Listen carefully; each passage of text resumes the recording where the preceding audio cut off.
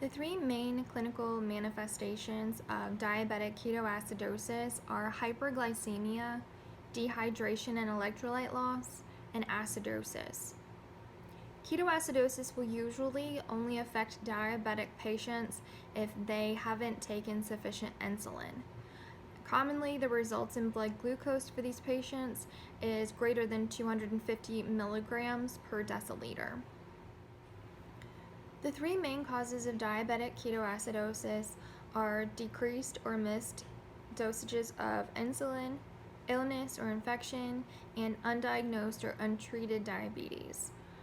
An insulin deficiency may result from an insufficient dosage of insulin prescribed or from insufficient insulin being given by the patient himself. Errors in insulin dosage may be made by the patient if they are ill and if they assume that maybe they should be decreasing their dosage due to eating less or due to vomiting.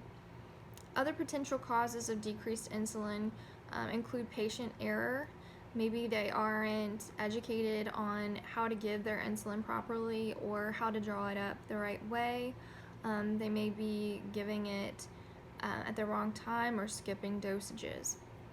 And whenever it comes to illness or infection, this is associated with insulin resistance due to the response of emotional and physical stressors.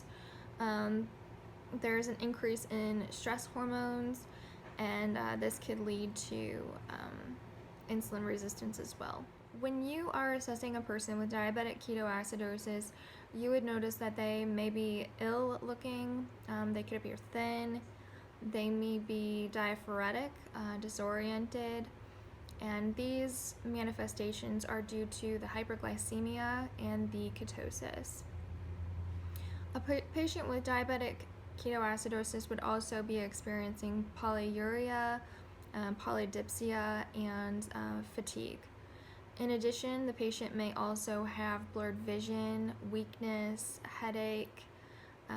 They would be experiencing orthostatic hypotension due to the intravascular volume depletion, and this could also lead to hypotension with a weak and rapid pulse rate. In addition, hyperventilation with very deep but not labored respirations may occur, and their mental status could range from alert to lethargic and even comatose. When assessing this person's respiratory system, you would, like I said, be noticing the tachypnea with the deep non-labored respirations. They may also have a Kussmaul breathing pattern that may develop, and this breathing pattern is a deep and labored breathing pattern that is associated with severe metabolic acidosis. Several metabolic and electrolyte derangements can also result in respiratory compromise.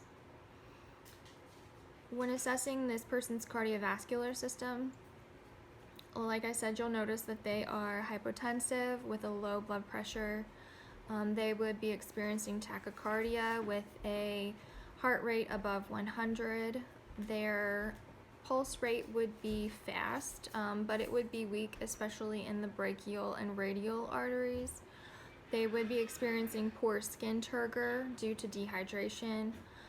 Their S1 and S2 would be normal, but they would have prolonged QT intervals as well as peaked U waves due to hypokalemia. They would also most likely be experiencing cardiac arrhythmias.